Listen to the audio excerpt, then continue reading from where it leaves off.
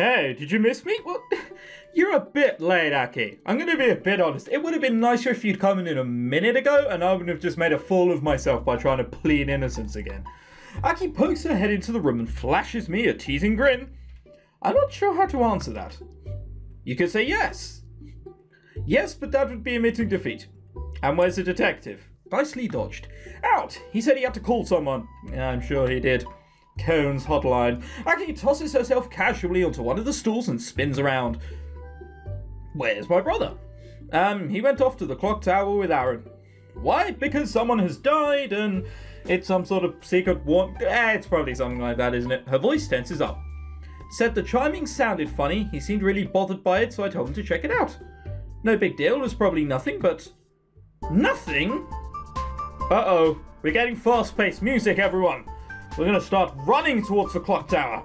Aki stands up so quickly that she knocks over her stool. Even Li Mei looks a little worried. Yeah, you don't understand. It's never nothing. She turns to Li Mei. Are you getting anything? Li Mei shakes her head apologetically.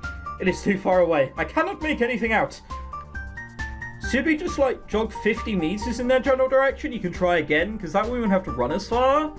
And I'm getting a little on the unfit side, so running, I'm not keen. No, okay. Then we're going. Aki strides out of the door without another word, and Li Mei follows her obediently. I'm just gonna... Jupiter waves me off absent-mindedly. Just go. Cool, so she doesn't suspect me enough not to let me leave. I rejoin Aki and Li Mei outside the biology building. Which way did they go? I think this path is the shortest. How the hell do you know that shit already? I don't. Just fucking right there. I point to a narrow path that cuts across the campus to the clock tower. Wordlessly, Aki takes off at a flat-out run, feet pounding against the concrete. Li Mei follows without question. Her steps are smaller than Aki's, but she seems to float effortlessly above the ground. I chase after the two girls, but it becomes increasingly difficult to keep up with them. Li Mei glances over her shoulder and notices me struggling to keep up. I did say I was unfit. This whole running thing was a bad idea. She slows her pace, holding a spot somewhere between Aki and me. Or Aki and I. My heart is pounding harder and harder. Since when was running this difficult? Well, when have you ever ran that far before? Oh, you haven't? Then shut up. Aki disappears over a hill and I find myself gasping for breath as I slow to an uneven jog. My head is throbbing too. What's wrong with me? Oh. It's because someone's died, that's what it is. As I drag my feet along the ground, I realise that Li Mei has stopped moving. She stands at the top of the hill, clutching her stomach. If she and I are both feeling this sick, I reach the top of the hill and we both stand in the shadow of the clock tower. It's death. Li Mei gives voice to what we both already know. And the music is still like imagining us running across. Oh god. My Kansei and hers are both churning in the presence of a dead body. Somebody died recently from the feel of it. Listen, if you want to stay out of here, I can tell Aki you're not feeling well. She shakes her head. I will go. I take a deep breath and still my nerves. Then let's go together. She nods and we approach the tower. As we enter the tower, I feel another wave of nausea wash over me. I look around the small room, but there's nothing here. The sound of voices floats down from above us. It must be upstairs. With a bit of luck this time, we'll actually be able to feel the body and find out what happened. Like last time, we weren't allowed to. Li Mei and I look at each other and nod. The two of us laboriously climb the wooden stairs up the top of the bell tower. With each step, I find it harder to breathe. I can't remember being this tired before. Whatever this death was, it must have been brutal to leave such a strong emotional imprint. I reach the top of the staircase and freeze. My mind screams out, telling me to turn around, to look away, but I don't move. Behind me, I hear Li Mei catch her breath. Alright, well, who is it? It's a bloke in a suit, which probably means it's no one we've met. Oh, fuck, I hope it's not Gursky. No, because he's wearing his police uniform. Alright, there's no one we've met. In the far corner of the room, Aki sits curled in a trembling ball, his face is stained with tears. Aki is kneeling next to him, holding him close and whispering words of comfort into his ear. At the other end of the room lies the remains of a mangled corpse crushed by the weight of the university's giant copper bell. Well, that'll be why. The mouth of the bell has nearly removed his torso. The body hangs precariously over the edge of the tower. The edge of the bell is still dripping with blood and splatters of crimson trail down the tower walls. Fucking hell, this is really grim. And it's still doing that upbeat running music. Someone has died. Their body is mutilated. La la la la la la la la la la. Oh dear. Aaron paces back and forth, speaking a jumble of frantic words onto a phone. I don't know. A voice at the other end of the phone tries to calm him down, but he grows increasingly agitated. No, you don't get it. It's Dr. Johansson. Ah. Yeah, that could be a problem. My stomach threatens to abandon me entirely, and I'm suddenly glad that I didn't eat any lunch yet. Dr. Johansson, the only man who had answers, now lies in front of me, short nearly in two. Huh? Aki's voice snaps me out of my daze. She's staring directly at me. Aki lies in her arms. His body is shivering and his eyes are shut tight. You need to go. Your cancer is going to overpower you if you stay any longer. I think that's a good idea. I nod and turn away. She's right. I say, okay, now, the one thing I'm good at, I can't do because it's too powerful. Okay, now, I sit on the top step of the staircase and breathe slowly, trying to get my bearings. Nimei sits beside me. She looks sad and terrified and very, very confused. Are you okay? Does she look okay? She starts and blinks a few times, as if I've surprised her. That does look like someone who's surprised. She looks like I've asked, can I go out with you? And she's like, I'm fucking sorry. Does this look like the time to be asking me? There's a dead body up there, you bastard. It's probably not that though. Are you okay? She pauses to think carefully about her answer and sort out her emotions from ours. No, I am not okay. Yeah, me neither. We both stare down the long staircase of steps that we so painstakingly ascended. Neither of us wants to turn back to face the grotesque body. Finally, Li Mei takes a deep breath and stands. We need to leave. Yes. The longer we stay here, the worse it's going to be. We make our way down the staircase carefully. With every step, I can feel the weight of a dead lifting slightly. I was going to say, you might not want to run down there because you'll probably fall down the stairs. That's the last thing we want. At the bottom, I pause for a moment to catch my breath. I can still hear voices echoing through the stone tower. Aaron sounds even more frantic than before. Something warm splashes against my cheek. Oh, I suddenly feel sick again. That is disgusting. I reach and touch my cheek. I look at my hand. My fingers are stained with blood. No, please. I didn't touch the body, but I've still come into contact with the deceased. My cancer is already creeping into my mind. I bite my tongue, trying to force myself to stay conscious, but I can feel my knees buckling under me. Kangai! I don't want to relive this man's death. I don't. My struggles are useless. I can't hold back my cancer anymore. Uh-oh. The world goes black.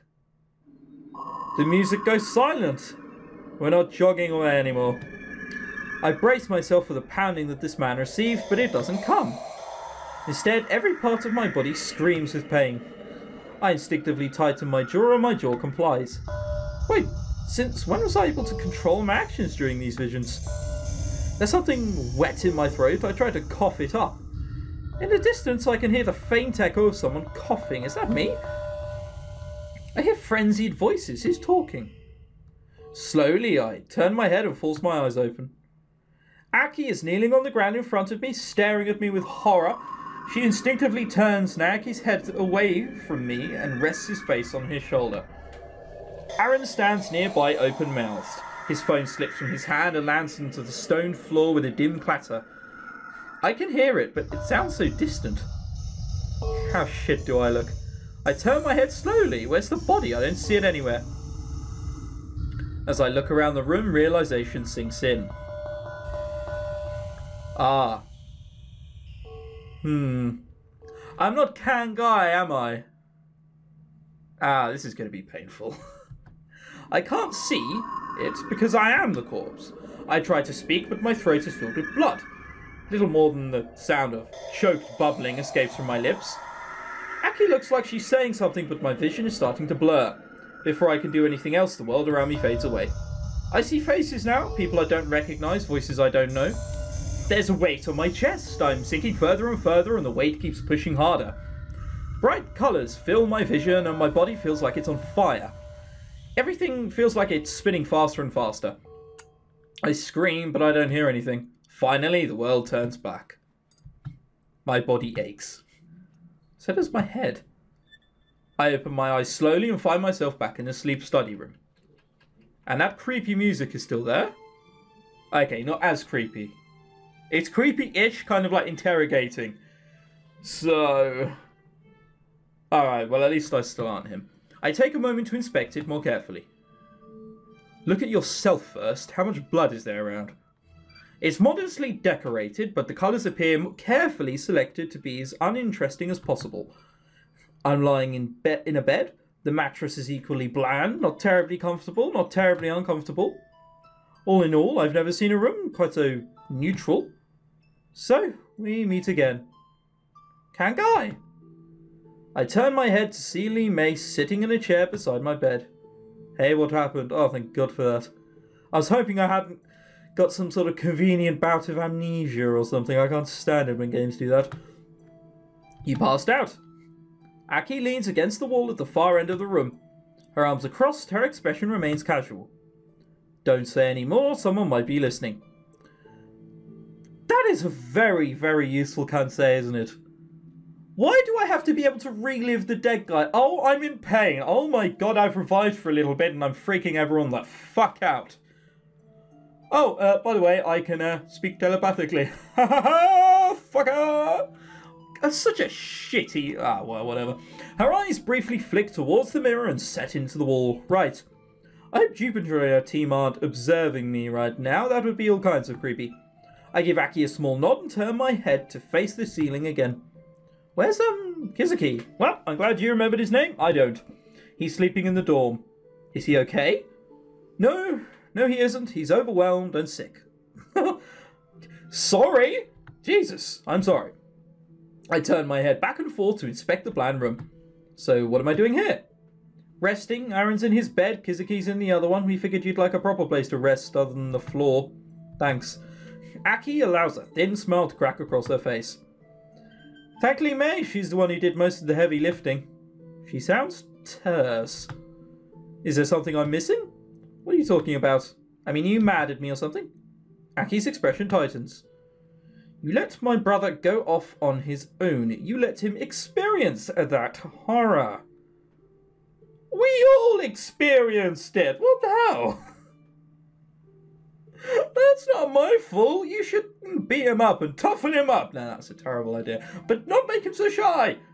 Did I get an option to say? Oh, yeah, I did, didn't I? Yeah, that's probably my fault. I let him go? Since when was I his babysitter? In case you haven't noticed, he's a grown adult. He's not a child to be dotted on. Lee May glances at me, then Aki. She looks worried. I'm well aware he's not a child, but I'm not sure you understand that. You're the one who dismissed his concerns. If you trusted his judgment, you wouldn't have sent him off on his own like that. That doesn't change the fact that it was his choice to go, plus us being interrogated. And Detective Gursky was there as well. Oh, what's the point? Oh, God, whatever. Don't even care. Kangai. You know what? I think you're angry because he went and did something without your precious permission. Oh, we don't want to start this fight. I've seen how you treat him. You tell him where to go and what to say without any regard for what he wants. You just hate the fact that he made a decision without your approval. Aki's eyes widen. She advances towards me. You don't understand what it's like for him. Lee May stands quickly and places herself between us. Stop. Yep, well, at least the wise one is still here. It's the first time I've seen her look so determined. You are both scared and confused, and you're mistaking it for anger. We only have each other. Please do not destroy what we have. Lee May nods at Aki. Go see him, he needs you. With a sigh, Aki steps back and shakes her head. You're right. She smiles sadly at Lee May. I'm sorry for making this hard on you. She takes a moment to regain her composure before speaking again. We'll have to talk later, Can, about what happened at the tower. Oh, right, yeah. Aki nods and shuts the door softly behind her. Lee May sits at the foot of the bed and stares at me with wide eyes. Well, this is suddenly heating up, isn't it?